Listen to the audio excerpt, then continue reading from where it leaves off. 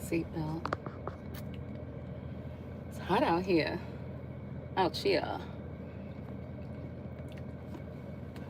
Gotta do a little bit of that. Letting the car cool.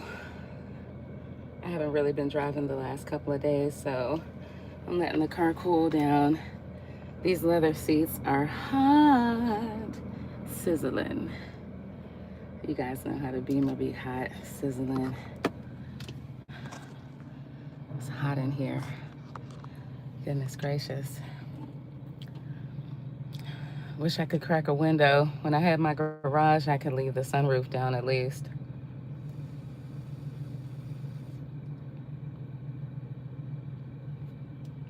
But I park in the parking lot now. The ops know that. They've been tampering with my car recently. I saw that loaded baked potato riding by here on Thursday. She switched up her vehicle from the white Buick and the Audi. She got a white SUV, a bigger SUV. The fraudster's doing. The fraudster's doing. Still lying, spying, lying and spying on a black woman. On a black woman.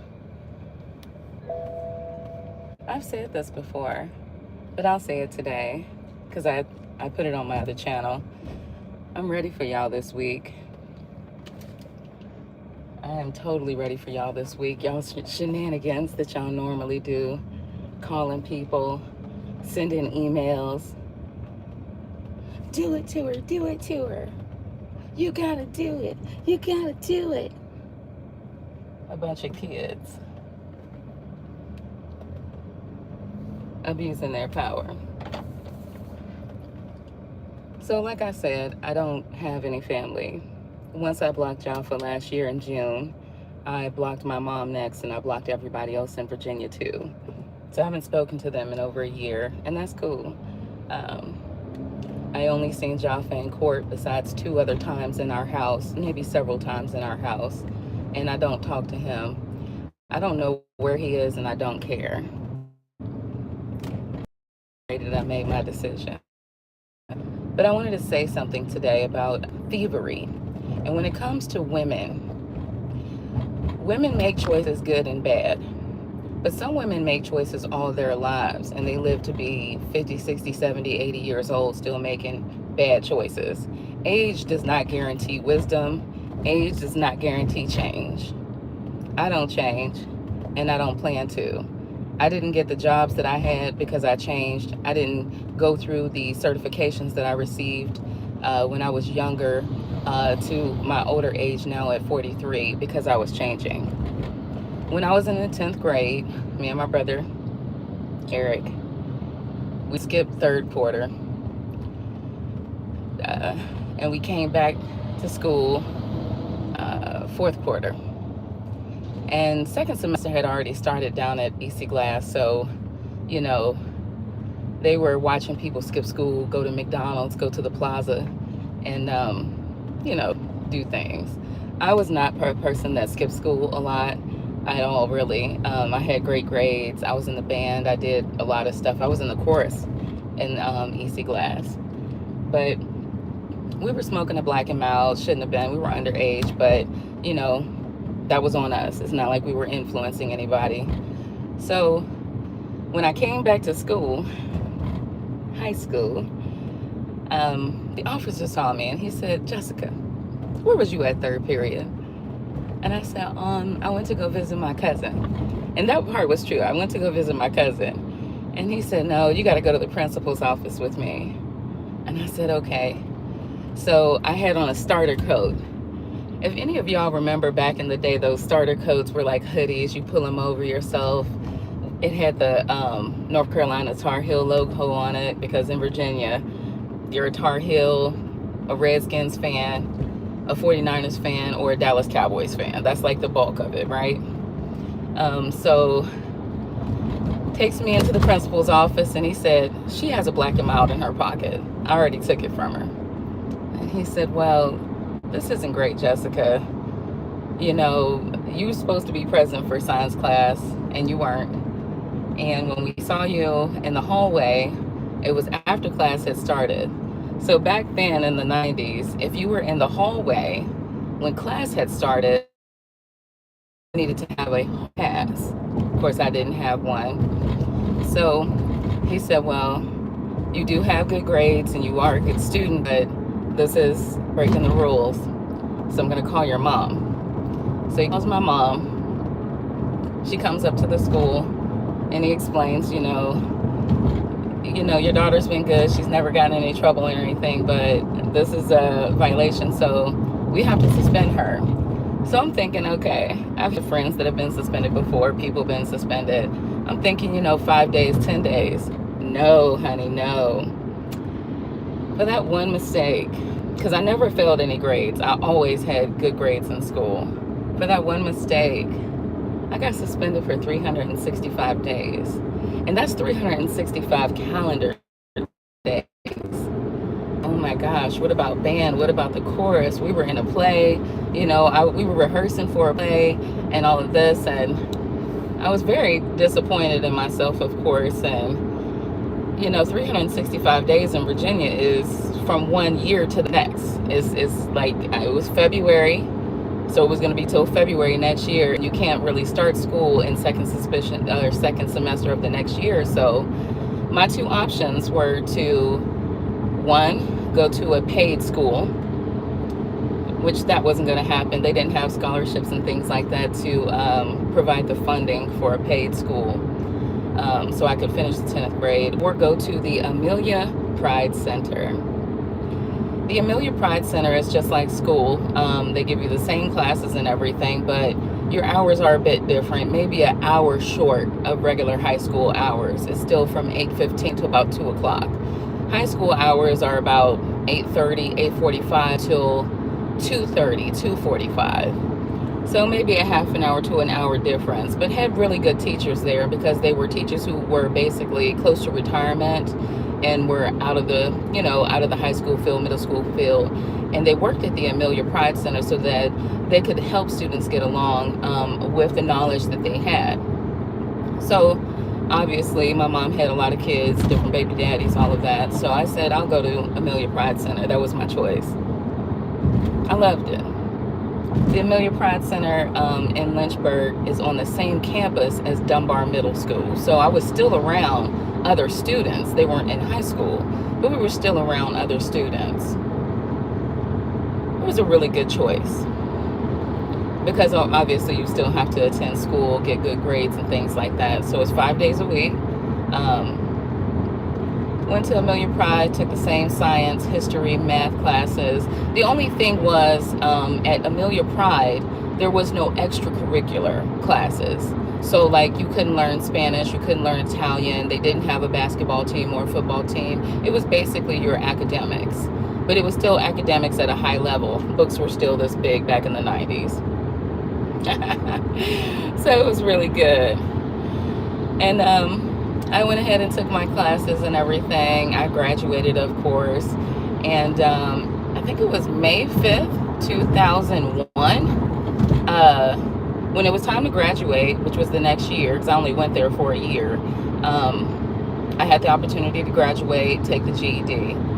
So I did really well, especially when it came to science and history and math. I did very well. Biology was in the 90s. I think I got a 90, 91 maybe, because I remember getting an A minus. We got 91, 93, 94 for all the other subjects. When I took the GED exam, the exam was 300 questions. I aced it. I only missed 4 questions on there. 4 questions out of all the subjects that you're supposed to take. I still actually have my invitation card for Amelia Pride and my GED certificate, of course. Now, granted, of course I would have loved to have graduated from high school, but that opportunity was stripped from me. In the meantime, we were still provided with different resources. It's not like Amelia Pride was a low school. We were, still afforded trips and things like that. And you know, people would come in and teach. People would come in and they would have special teachers teach some of the classes and watch us on school. One of the good things about going to Amelia Pride was that it was advancing forward. It did have a lot of classes that were online. So you took a lot of your tests online. And when you took your GED exam, you were monitored by the teacher and you took it online. You had two options. You could take it in the classroom with everyone else, or you could take it in the other smaller rooms with nobody else. I chose to take it in the smaller room. One thing I did love about high school was the gathering, but I can tell you what, walking in the hallway and being in the loud cafeteria was never my thing. I used to sit with the kids who weren't that popular because I wanted to eat in my peace. That's how we ate as a kid. We ate in peace, we ate at the table, we ate good meals, and we cleaned up afterwards. So that was still my deal. I miss those oatmeal cookies. Those oatmeal cookies after you get your school tray and you get to the end and you can buy those oatmeal cookies for a quarter, 50 cents. I like those. But yeah, so I took my exam. I passed it, aced it. I actually got the highest score out of about 50 or 60 people that were going to school at the time at the Amelia Pride Center. So of course they set up our graduation, and the graduations are either at Heritage High School or EC Glass High School. Ours were at EC Glass High School. So it was May 5th, 2001, right before I turned 18. And I walked across the stage. They brought one of the judges from the courthouse personally there to shake a couple of our hands because we really aced that exam. Now you got 300 questions, you got 6 hours to do it in, and took that exam. I remember every part about it, especially the biology. That was the best part about it. And it was really good, really, really good. So when I had my graduation, I am my mother's second daughter, but I'm her fourth child. I was her first child to graduate. My older brother, he dropped out of school. My older sister dropped out of school. She got pregnant. She had my nephew, my mom's first grandson, Franklin. And then my older brother, he basically quit school too. Back then, he was getting bullied a little bit. He had some other choices he wanted to make and live. And he went ahead and quit.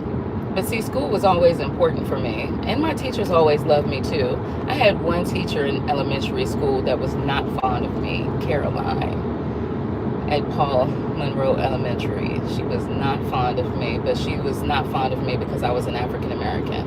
It didn't have anything to do with anything else. That was just how it was, which is not normal, but that's just how it is in this country. We see a lot of times that African American children are always treated differently. Like the standard really hasn't changed in this country. It doesn't matter what state you're in. But just getting back to the story, so I walk across the stage, and the judge that came there personally to shake a half a dozen of our so hands because he believed in us. He personally showed up to shake our hands because we got the best grades. You know, he told me, he said, "I'm so glad you've done well."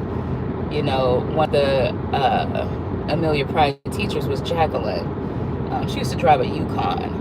And he said, well, she always spoke highly of you, and, you know, we're glad that you actually made it and you did everything right. You weren't a nuisance, and I'm proud of you. I felt very good. Right before I shook his hand, obviously you have to walk up the stairs and go on stage. In the crowd was my mother, my younger sister, Catherine, and my boyfriend at the time. He was sitting on the other side of the auditorium. But when I was walking up those stairs, I had help. Reason being was because I tore my ACL and my patella 2 months before I graduated. I went up to do a little roundhouse kick, and I tore my patella when I came down. So anyone who's had surgery on their knee, you know how that feels. So they said you can't really walk up steps even though you're healing. Don't walk up steps because you can jackknife, meaning like your knee can just go out at any time. So I said, okay, I'll take my time with this, and I don't want to jackknife. So they said, we're going to have somebody at the bottom of the stairs waiting for you to escort you up the stairs. I said, this is great. Okay, I got help. So what was kind of painful for me actually looked out for my good, because I looked good in my graduation gown. My hair was all pretty and nice. I had some cute little curls in my hair, the same curls I've been doing my hair in for 20 plus years, and looked good. I had on some heels, my bright little face, my bright smile. So he grabs my hand very properly, right? So good. And he walks me up the stairs.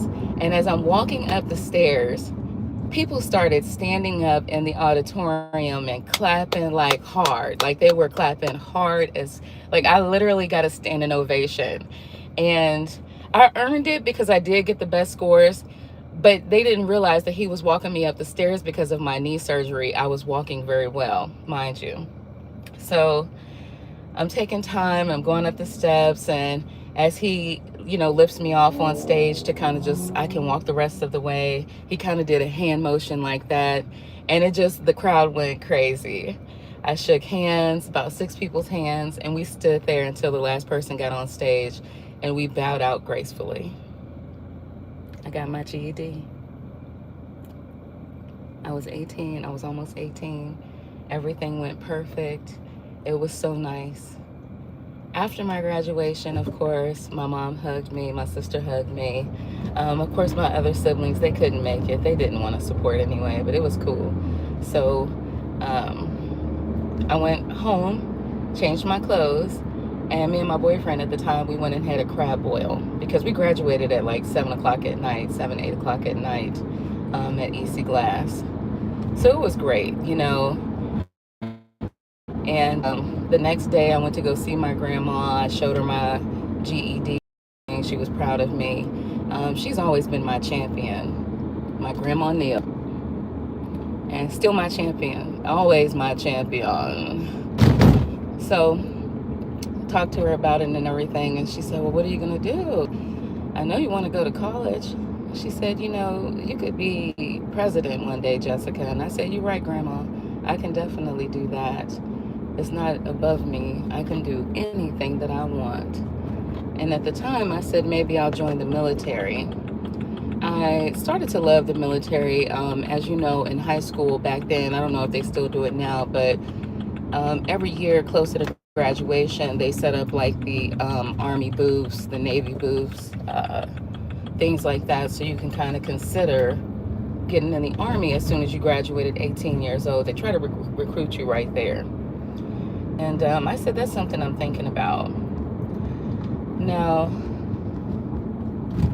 maybe a month or so later, I was still in communication with my father at the time, and everybody had already knew he had went to Ohio, because he had went to Ohio the winter before, so he wasn't there, of course, when I graduated and everything. But my siblings were still living in Virginia with their mom. And he called and he said, you should come up to Ohio because there's great opportunities here. There's good jobs. We work with a company called Team 2000. That was a staffing company. So he was like, you can try to get a job, or you can work through a staffing company. The staffing company pays every day, every week. And no matter what, like when you get here, you can already start working. You just got to fill out the paperwork, bring your certificate with you, show your worth. So 4th of July, we had, basically that was kind of like a family reunion for our big families. We had a nice good cookout in our Uncle Harry's yard on Federal Street. And my grandma lived on Jackson Street. She owned a couple of houses over there and some land. And I talked to her. She was sitting on the porch. I went over to her porch and talked with her. My Aunt Ellen was sitting with her. And she said, going to Ohio with your dad, I already trust you. I know you're going to take care of yourself. But just be careful because it is out of state. My grandma didn't travel that much, but she already knew what the world was like. And she said, just be careful. Make sure you look out for yourself. And don't stay long. Come back every couple of months. But that was her way of saying to me, go.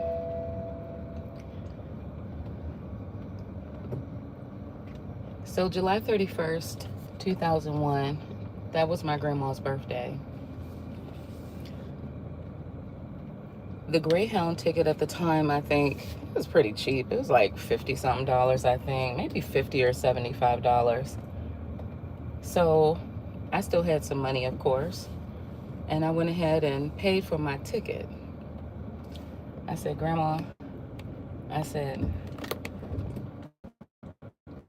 that's the day I'm gonna go. Because other than that, the next ticket is in August. And if I stay in August, I might not want to leave. And she said, no, definitely go. Spend time with your family. Come back and see us for Thanksgiving and tell me what it's like. So I got the bus ticket for July 31st. And I went ahead and left Lynchburg, Virginia. And I came to Ohio. And it was good. It was good. I stayed with my grandma, Nana, Wanda Rose, for a couple of weeks. A couple months, actually. Because my dad and them lived on Richardson Avenue. And it was like a, upstairs, downstairs apartment home. There was an apartment downstairs, apartment upstairs. And really the only place was like a small room in the attic where my brothers were sleeping at. That was like their room, but it was another small room. Gosh, it's hot. I'm starting to sweat. Had to turn up the heat. But, so I stayed with my grandma, and my grandpa Raymond on the east side of Columbus. And the east side and the west side of Columbus was real different back then. I'm talking about 2001. And it was a good time. We would go back and forth and have Sunday dinners and stuff over there on Richardson Avenue, cookouts in the back, normal stuff we did, like people in the country. And I continued to go on. I got a job at Team 2000. I was working at a warehouse for a little bit, and then 2 weeks later, I started working at Mount Carmel. That was working in the laundry part of Mount Carmel, which was in the back of the building, next to the morgue. Mind you, it was next to the morgue. So that was a really good job because I got to meet a lot of good people who were working in the hospital, doctors who had experience. It was a really good time. I worked there for almost a year, and that was a good time. Now Mount Carmel does not exist. I believe it got shut down through the pandemic or shortly after, and it's a place called Fortify now. But it was good times. It was good times. So after living with my grandma and my dad for a couple of months, I got my own place in November. So I got there at the end of July. I got my own place right after Thanksgiving, and I moved down to Central Avenue. There was these, I think it was called Central Park Apartments. I got a one-bedroom apartment. It was real good. Back then, the rent was $600, $550, $600, very affordable. And of course, I would walk down to the hospital. I had a bike. Sometimes I would ride my bike down to the hospital because it was close by. And then I picked up another job at Arby's. And I worked both of those jobs for quite some time. And then I ended up getting a cut on my finger, on my thumb, when I was slicing the machine. And it hurt really bad. And I got it stitched up because there was a little clinic next door to Arby's, right there on Broad and Central. And that Arby's is still there. I got a little cut, and closer to my lease ending, my dad got arrested because he was on a run. And when he got arrested, of course, they were like, oh, you got these charges in Virginia. We're going to expedite you back down to Virginia and all this other stuff. So I signed another lease for, I think, 6 months or 10 months. It wasn't that long. It wasn't a full year, but I ended up staying. And in the meantime, they started to cut down the program at Team 2000. They started losing contracts. So I stopped working at the hospital, and all I had was my job at Arby's. They still didn't have full-time hours at the time, so I was making it, of course, but I couldn't pay my rent. I was 19 years old. I could pay some of it, but not all of it. So I reached out to my mom and I said, hey, I got like $400. The rent is $600, but I also have to pay my utilities, which was gas and electric at the time. And she said, I understand. Give me a couple of days, because she had small kids. All my brothers and sisters were small. Plus, my older sister, Rejoice, was still leaning on my mom for a lot of money at the time, even though she had multiple kids and baby daddies and all that. and she was living her life reckless. Um, she said, I'm gonna help you. So she asked my aunt and my grandma for some ends to help me out, some good funds.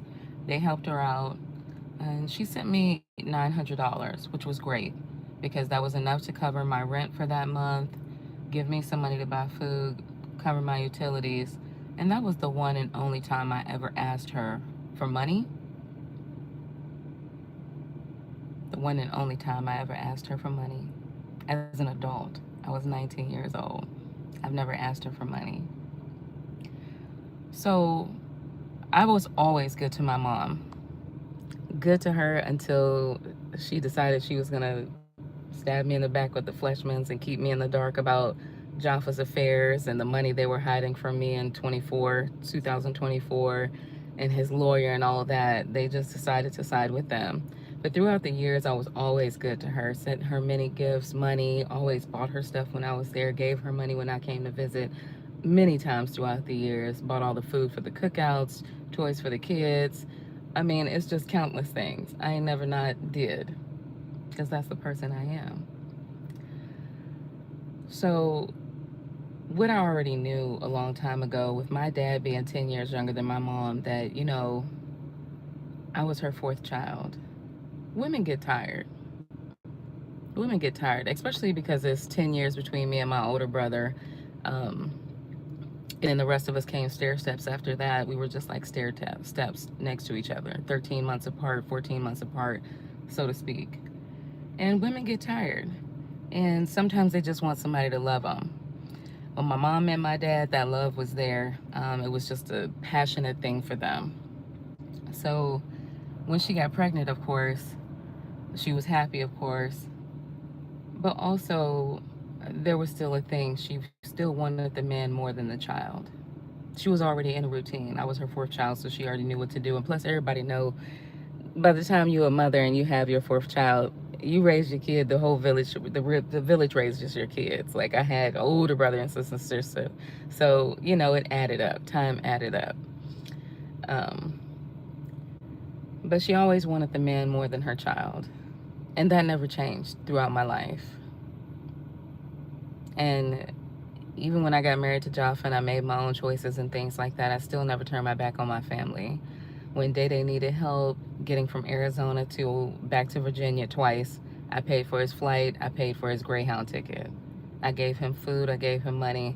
He spent the summer of 2020 with me. I brought him back with me in May of 2020. Matter of fact, the day we came back from Virginia,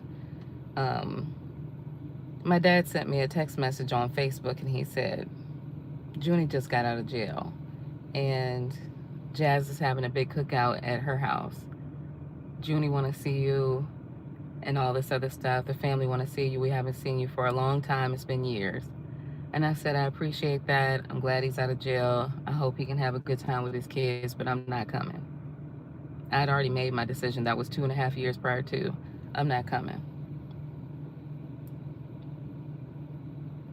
You won't see me. You won't see me again, actually. So, like I said, through the pandemic, we kept slight communication, but not heavy communication. That decision was made by me in 2018. I never looked back. That decision was made by me in 2010 to 2012, but throughout the years we're from the country, I valued family and love more than they did. I also valued loyalty more than they did. And obviously, every time they shit on that, I just continued to draw back throughout the years. So, no skin off my back, but happy anytime, people get out of jail and they're released. Hopefully they're reformed, but most of the time that doesn't happen. So, like I said, I haven't seen my brother since a month before he went to jail. My other brother, Joseph, I haven't seen him since 2010. I haven't seen any of them really since 2017, early 2018, and that was it. So them getting involved in my life was just a lie. Them fabricating things was a lie. Them creating fake profiles, it's a lie. I never had any business with them. We were just simply family. Jaffa was a fool. He allowed his family to convince him to do rash things to me, terrible things to me when he had no reason to. I presented a trophy to Jaffa. I had no reason to talk about anything bad in my life. Obviously, when you go through immigration, like that's a choice, right? When you're going to marry somebody like that, you know, you're not going to be micromanaged, but in a sense, everything in your life is going to be looked at through a scope. So that was a choice I chose to make when I married Jaffa. I already knew everything was going to be scoped out. I had already seen multiple people get married to foreigners all the time and go through that process many times. Ohio was full of it. It's the melting pot of it. So it wasn't unknown. But I had no issues. I had no health issues. I had no past. I had no issues. I have always lived well. I didn't break up homes. I didn't break the law, you know, speeding and stuff like that, but I didn't break the law. I never had drugs in my cars. I never did anything wrong like that. Um, I never overly partied. I was always able to drive myself home. I didn't do those things. I really have lived the same for a really, really long time. And Jaffa decided to take that trophy and put it in the bag. That was a choice he made. And then they destroyed my life even more December 1st, 2025, when they went to court and I signed the divorce decree and the judge did something with my signature for like 40 minutes. I don't know what he did. I still don't know what he did, but I know there's a lot of tampering going on, just like they're still tampering with my mail. This illegal surveillance, you tampering with my mail, you blocking me from the information I need to know, it's insane. It's fraudulent. It's federal crimes to delete my YouTube videos. It's federal crimes to cut my YouTube videos. It's federal crimes to do anything to my YouTube videos because I never gave anyone permission over my channels. I started my other channel at Ice Raptor J November 5th, 2015. And I've said this before. My grandma passed away November 5th, 2022. Why would I ever give anyone ownership of that? Those videos on there were never videos that went viral. Like, they weren't monetized. They were just regular videos of my birds, some food I cooked, some lottery tickets I was scratching. I never had a huge following. So why would I sign over anything in my life to anybody, much less a foreigner who's only been here 10 months longer than I've married him? And my whole life has been consistent, going to the same doctors, working the same jobs. My whole life has been consistent, filing the same taxes. My whole life has been consistent. But these people who stole my identity in 2020, whatever they did, because there's some stuff in the Franklin County Department of Taxation, they did some cross stuff and they still doing cross stuff. And no matter what I reported, 15 police reports, breaking and entering, illegal surveillance, gang stalking, all of it, nothing has been done. Nothing has been done. And even if I could afford a lawyer, it takes the law to do their job, to intervene and charge and investigate these people. They refuse to do it. They refuse to acknowledge me. I'm an African-American woman. We know even in today's, look at the news today's. Look at these kids that are, you know, getting destroyed by their parents. Look at Nolan Wells, you know, Tamir Rice, Michael Brown, all of them, Sandra Bland. We already know that we are not going to get the justice that we deserve. So that's how I'm being treated, no matter how much I've said to people, this is what's going on. I've said it to the right authorities. But Jaffa and this organized crime group, throughout the whole divorce and the whole separation and everything, they rode around town and said nasty things about me, that I was a criminal, I had diseases, I was this, I was that, I was cheating on Jaffa. I never cheated on Jaffa. There's no proof of that. I have text messages in my phones to prove we never talked about adultery. He was the one committing adultery, laughing in my face about it, talking about these Mexican girls, somebody named Tiffany and Victoria, all these other things, while these girls ran around town defaming me. While he was committing bank fraud at Bank of America, bank fraud in Chicago. There is a trail. There is a hard trail. But because he was foreign and he was valued more than me, he had a community to back him up. The lawyers and judges at the Franklin County Courthouse, they were in on the fraud too. Whatever they did on December 1st, 2025 is something unknown to me. It's unknown to me. Like I said, I forwarded my mail. I got my ID. As soon as I left Parsons Avenue, I moved where I worked. There was no time of elapse where I've ever been homeless. I've lived with my dad a couple of times, but he's also lived with me. And that was way back in the day. We talking '08, sometimes in between '08 and '12 or 11, something like that. You know, years and years ago, shit that don't even matter. Like, there's never been a time where I've been homeless or needed mental health. I've never been to a doctor. I've never been to a psychologist for any reasons. I don't go through those things. I've always taken care of myself, and pretty much I've made good money and I live within my means, so my bills have always been paid. I've never been evicted, things like that. So there's no reason why I should be going through what I'm going through, but I'm gonna end this illegal surveillance because I'm not gonna have my privacy invaded every time I take a shower, every time I'm cooking some food. This is why I don't do a whole lot in my house anymore. Like, it's kind of been like that since I left Parsons, but this is why I don't do a whole lot in my house, because I know that they have those mini cameras in there somewhere illegally surveillancing me. So most of the time I walk around in my robe, I just sit on the couch, watch TV, surf YouTube, because my algorithm is messed up anyway. The algorithm is catered to the folly. So, you know, all of it's just managed and it's BS. And it's something I never deserved. But it's all good, you know, it's all good. So with that being said, I started off this video because I'll be back later because I'm almost 40 minutes in and I'm trying to go find some wedge heels. I gotta go find some wedge heels. I'm ready for y'all this week. I'm ready for y'all this week and your shenanigans.